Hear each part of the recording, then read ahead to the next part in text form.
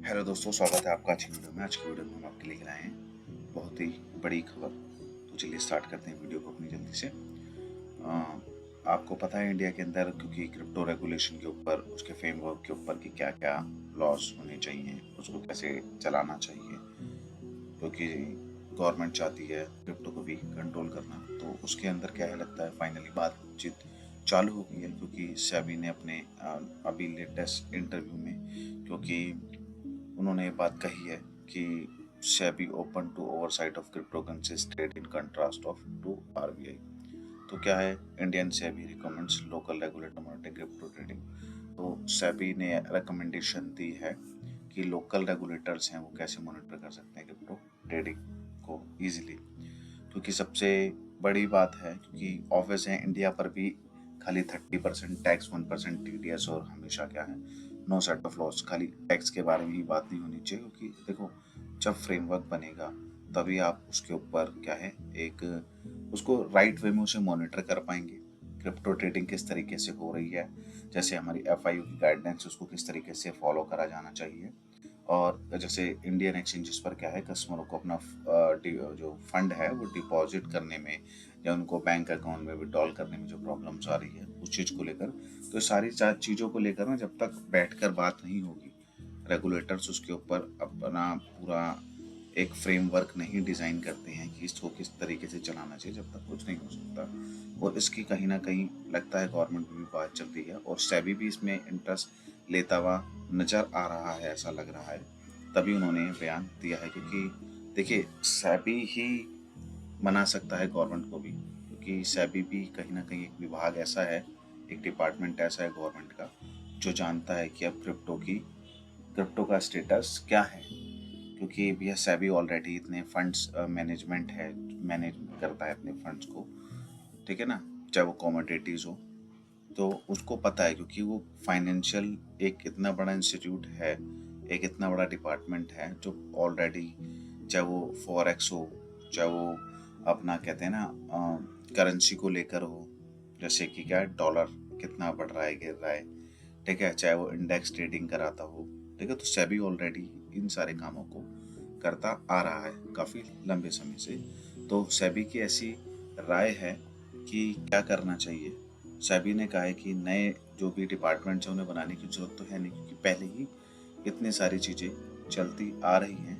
तो सेबी ने अपने पूरे ही बयानबाजी में कहा है इसको, कि उन्होंने सबको निर्धारित एक डिपार्टमेंट जो ऑलरेडी हैं तो किस तरीके से काम कर सकते हैं, उसके लिए हमने एक छोटा सा आपके लिए मतलब पेज बनाया है, ताकि इस पर हम आपको इजी वे में समझा सकें कि उन्होंने ऐसा कहा है। वैसे ये आर्टिकल है, आप चाहें तो ऊपर लिंक आ रहा है यहाँ पर, आप जाके इसको गूगल पे पूरा आर्टिकल को पढ़ना चाहते हैं तो पढ़ सकते हैं। हम इन शॉर्ट एक समरी के अंदर आपको उसका पूरा जो भी इसमें कहा गया उसका पूरा रस निचोड़ कर आपको दिखा देते हैं।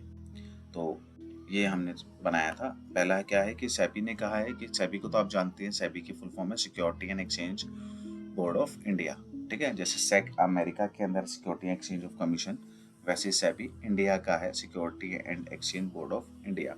आपको पता है कि जब भी बात होती है यूएसए में सेक के अंडर कि क्या कौन कौन सी क्रिप्टोज सिक्योरिटीज में आती है, कौन कौन सी कमोडिटीज में आती है, आईडीओ आईसीओज हो गए हैं, वो कौन देखता है, सेक देखता है। तो वो डिपार्टमेंट क्या है, सेबी यहाँ पर ऑलरेडी है, जो कि क्रिप्टो से रिलेटेड, चाहे वो आईसीओज हों, चाहे वो क्रिप्टोज हों, कौन सी क्रिप्टोज है, क्या है, कौन सी सिक्योरिटीज में आती है, कौन सी कमोडिटीज में है, या ईटीएफ हो गया जो बिटकॉइन का भी लेटेस्ट अप्रूव हुआ है, उस चीज को हैंडल कर सकती है सेबी। दूसरा है reserve bank of India. Reserve bank of India obvious है, मनी से रिलेटेड जो भी काम है वो काम कौन कर सकता है, वो एक ऑलरेडी डिपार्टमेंट है रिजर्व बैंक ऑफ इंडिया, वो देख सकता है कि जैसे भी मैंने बात करी एक्सचेंजर को जैसे क्या चाहिए, बैंक अकाउंट चाहिए अपने कस्टमर्स के लिए, यूजर्स के लिए, ठीक है ना, जिससे कि क्या है वो अपना फंड डिपॉजिट भी कर सके और इजी वे में क्या है उसे विड्रॉल भी कर सके।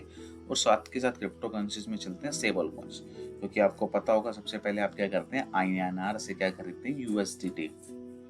तो यूएसडीटी है क्या, एक्चुअली में यूएसडीटी भी एक कॉइन है जिसको कहा जाता है stable coins. 1 USDT is equal to होता है $1, ठीक है ना। तो इसलिए उसे क्या कहा जाता है कि ये डॉलर बैक्ड स्टेबल कॉइन है। ऐसे भी आने वाले टाइम में आप देखेंगे हर कंट्री के अंदर जो उनकी फिएट करेंसी है वहाँ पर वो क्या करेंगे, अपनी फिएट करेंसी के बैक्ड स्टेबल कॉइन्स बनाएंगे। अब ये कब स्टार्ट होगा या कब कोई बड़ी बड़ी कंपनियां हैं, जैसे बड़े बड़े असेट मैनेजमेंट कंपनी हमारी कंट्री में भी हैं, ठीक है ना, या तो कब वो ये चीज़ सोचेगी, या हमारे कह सकते हैं कि रिलायंस है, ठीक है ना, टाटा हैं, ये लोग क्या है कि ये सोचे कि चलो भैया हम भी एक INR बैक्ड स्टेबल कॉइन बना सकते हैं, तो उसको मॉनिटरिंग कौन कर सकता है आराम से, रिजर्व बैंक ऑफ इंडिया, क्योंकि उनका काम ही यही है। और उसके ही आपको पता है उन्हीं के थ्रू क्या है कि सारा FIU की गाइडलाइंस चलती है, हमारी लॉन्ड्रिंग हो रही है, पैसा कहाँ से कहाँ आ रहा है, कहाँ जा रहा है, टेररिस्ट फंडिंग के लिए जा रहा है, कौन से अकाउंट के थ्रू जा रहा है, कौन सा बैंक अकाउंट लिंक है उसमें, तो सारा काम रिजर्व बैंक ऑफ इंडिया कर सकती है। और उन्होंने कहा जैसे थर्ड पॉइंट हम रख देंगे, insurance pension related fund product जो भी होते हैं उसके लिए पहले से ही क्या डिपार्टमेंट है, IRDA, जिसे कहा जाता है insurance regulatory and development authority of India, और PFRDA है जो कि है pension fund regulatory and development authorities. तो ये डिपार्टमेंट देख सकती है उससे रिलेटेड जो भी, जैसे अभी भी ETF ETF पास होते हैं, उसके अंदर आप अपना इंश्योरेंस का पैसा या पेंशन का पैसा रिलेटेड प्रोडक्ट्स उनके लिए निकल कर आते हैं कि आप इन्वेस्टमेंट कर सकते हैं। जैसे कि अभी USA में आपने सुना होगा कि बहुत सारे इंश्योरेंस एंड पेंशन रिलेटेड जितने भी कंपनीज है वो चाह रही है कि वो भी थोड़ा इन्वेस्टमेंट कर सके बिटकॉइन के ETF के अंदर, ताकि वो भी मुनाफा कमा सके। और लास्ट जो हमारा है वो है इंडियन कस्टमर कंज्यूमर कह सकते हैं प्रोटेक्शन ऑर्गेनाइजेशन। ये क्या है, क्रिप्टो कंप्लेन जितनी भी होती है, चाहे वो किसी फ्रॉड को लेकर हो, चाहे वो स्टेबल कॉइन्स को लेकर हो, उसके ऊपर जो भी कंप्लेंट्स बनती है क्रिप्टो से रिलेटेड, वो डिपार्टमेंट, ये वाला डिपार्टमेंट उसको हैंडल कर सकता है। तो ये सारी बहुत बड़ी बातें हैं। अगर इन चीज़ों को लेकर चले तो इजी वे में क्या है कि इसको बहुत ज़्यादा मैंने इधर उधर घुमाने की नहीं पड़ेगी। इन चीज़ों को आराम से इस वे में इसको आराम से मॉनिटर किया जा सकता है ट्रेडिंग को। तो उससे ही ये बेनिफिट होगा कि गवर्नमेंट को ज़्यादा कुछ नहीं करना पड़ेगा, खाली इन्हीं विभागों में एक सेटलमेंट बनानी पड़ेगी। और ये थी सबसे बड़ी न्यूज़। और साथ ही साथ मैं आपको एक वीडियो और दिखाता हूँ। NDTV के दौरान एक लाइव इवेंट के अंदर एक ट्रेडर ने ही परेशान होकर हमारे जो फाइनेंस मिनिस्टर है मिसेस सीतारमन से क्वेश्चन पूछा। तो अभी वो आपको वीडियो चला के दिखाते हैं, आप उसमें सुनिए। As a broker, when we are putting a trade for retail investor, we are you are attracting number of taxes, CGST, IGST, stamp duty, STT, long-term capital gain tax. So today government of India is earning more than the broker. We have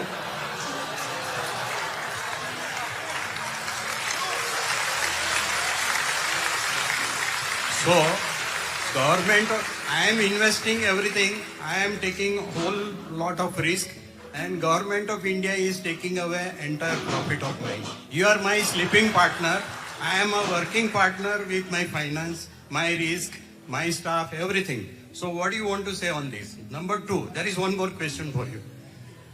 You have removed cash component, Mr. Lodha is also there, from buying a house. In Bombay, today, if anybody wants to buy a house, is a nightmare. Because I am paying tax, I have white money. Now we have to pay everything by check. Mr. Lodha will not accept cash. So, my bank balance is purely after paying all taxes to Government of India. Again, when I am buying a house, I have to pay stamp duty, I have to pay GST, so that amounts to 11%. In a city of Bombay, when I'm buying a house, 11% goes out of my pocket towards purchase of house. So how you will assist a small person with limited resources to buy a house, and how a broker can function with hordes of taxes, where Government of India is my sleeping partner and I am a working partner with no income. Okay. Thank you very much. Okay, we have last two questions. So. Sorry, I told Shaina I have no answer for that, but a sleeping partner cannot answer sitting here. तो ये जो भी आपने interview देखा, ये था मैं इसका आपको थोड़ा समराइज कर देता हूँ कि क्या है कि ये बहुत बड़ा अच्छा क्वेश्चन है। बहुत से लोग इन चीज़ों पर ध्यान नहीं देते हैं। उन्होंने यूँ बोला कि जब भी वो ट्रेड करते हैं, ठीक है ना, शेयर मार्केट में किसी में एज ए ट्रेडर, चाहे कोई भी स्पॉट में करते हो, फ्यूचर करते हो, कुछ भी करते हो, इंट्राडे करते हो, तो जब भी वो अपना उस प्रॉफिट करते हैं तो 100% प्रॉफिट में से वो टैक्सेस भरते हैं, चाहे जीएसटी हो, ICGST हो, या STT हो, या कैपिटल गेन टैक्स हो। वो उतना टैक्स भरते हैं किसको? गवर्नमेंट को। लेकिन उसमें मेहनत कौन कर रहा है? गवर्नमेंट नहीं कर रही, वो खुद कर रहा है बंदा मेहनत, जिसके अंदर वो अपना एम्प्लॉय हो, चाहे उसने ऑफिस खोल रखा है, एम्प्लॉय है, रेंट है, तो कौन से शेयर को बाय करना है, कब बाय करना है, कब बेचना है, उसमें सारी मेहनत उसकी लग रही है। तो उसके अंदर क्या है, वो अगर 100 रुपीज़ कमा भी रहा है तो 30% टैक्स के अकॉर्डिंग वो 30 रुपीज़ गवर्नमेंट को दे देता है, जिसके अंदर क्या है, गवर्नमेंट कुछ नहीं कर रही है वहाँ पर, गवर्नमेंट का इतना बड़ा कोई रोल नहीं है, ठीक है। दूसरा क्या है, अब 70% क्या होगा, उसका खुद का प्रॉफिट होगा जो उसको आ गया बैंक में। तो ये चीज़ तो चलो गवर्नमेंट को सारी बताती है, 100 रुपीज़ में से इतना टैक्स गया और इतना टैक्स, और बचा हुआ अमाउंट 70% आ गया, जो कि एक वाइट मनी है। तो वो बंदा भी कहना चाहता है कि वो मुंबई का है, तो मुंबई में ही अगर वो घर लेता है तो क्या है, गवर्नमेंट को तो वो जो बाय कर रहा है हाउस, तो गवर्नमेंट ने कैश की स्कीम तो हटा दी है ना, कि कैश से आप नहीं ले सकते, आपको चेक के थ्रू ही लेना पड़ेगा, अगर राइट वे में देखा जाए तो। जो भी अपना कहते हैं ना, सीधा तरीका है, सीधा तरीका है। तो उसके अंदर क्या है, गवर्नमेंट को ऑलरेडी पता है कि जो 70 रुपये आपके अकाउंट में पड़े हैं वो प्रॉपर वाइट मनी है, जो आपने 100 रुपये कमाए थे उस पर आपने टैक्स दिया है, ICST, GST, STT और कैपिटल गेन टैक्स। उसके बाद आपको 70 रुपये का प्रॉफिट मिला है। वो 70 रुपये में से आप आपकी वाइट हार्ड अर्न मनी जो है, जो बैंक अकाउंट में, उससे आप एक प्रॉपर्टी खरीदने जा रहे हैं, फॉर एग्जांपल वो 50 रुपीज़ की है। लेकिन जब आप वो प्रॉपर्टी खरीदने जा रहे हैं तो फिर आपको अगेन उसके ऊपर स्टैंप ड्यूटी और GST और सब कुछ आपको पे करना पड़ रहा है एक्स्ट्रा, ठीक है ना, क्योंकि वहाँ पर भी फर्दर टैक्सेस हैं। तो एक ही बंदे के लिए जिसने खाली 100 रुपये कमाए, उसको मल्टीपल टाइम्स और कितनी जगह पर उसे टैक्सेस देने पड़ते हैं। तो ऐसे देखा, इस वे में अगर देखा जाए तो वो बंदा कमा कितना रहा है और गवर्नमेंट को टैक्स इतना दे रहा है, और उसके बिहाफ में उसे क्या मिल रहा है? वो गवर्नमेंट के लिए काम नहीं कर रहा। अगर वो गवर्नमेंट के लिए काम कर रहा है तो गवर्नमेंट को उल्टा उसे सैलरी देनी चाहिए ना।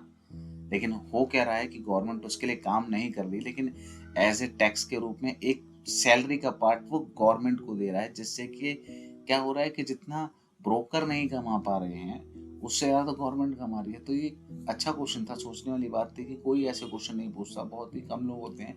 जैसे कि ये मास्टर, इन्होंने ऐसा क्वेश्चन रखा और ये बहुत अच्छा क्वेश्चन था दोस्तों। तो ये आज की वीडियो थी, जो हम आपको ये न्यूज़ आप तक पहुंचाना चाहते थे, जो कि गुड पॉजिटिव न्यूज़ थी। तो ये आज की वीडियो थी। आशा करता हूँ आपको हमारी वीडियोस पसंद आती होगी। अच्छे टॉपिक्स पे हम आपके लिए वीडियो कंटेंट लेकर आते हैं। अगर आपको हमारी वीडियोस पसंद आती है तो हमारी वीडियोस को ज़्यादा से ज़्यादा लाइक कीजिएगा दोस्तों, क्योंकि लाइक्स बहुत कम आते हैं वीडियो पे और हमारे को आपके लाइक्स की ज़रूरत होती है। कमेंट कीजिए आपकी कोई भी क्वेश्चन क्वेरीज के लिए, आपकी कमेंट पे हम अपना रिव्यू ज़रूर देंगे। चाहे वो वीडियो बनानी पड़े, हम वीडियो भी बनाएंगे आपके लिए। नोटिफिकेशन बेल पे क्लिक करके रखिए ताकि आने वाली वीडियो का नोटिफिकेशन आपको टाइम टू टाइम मिलता रहे। और वीडियो को ज़्यादा से ज़्यादा शेयर कीजिए अपने फ्रेंड एंड फैमिली के साथ, ताकि ऐसी अच्छी न्यूज़ उनके पास भी पहुंचती रहे। आपका दिन शुभ रहे। धन्यवाद।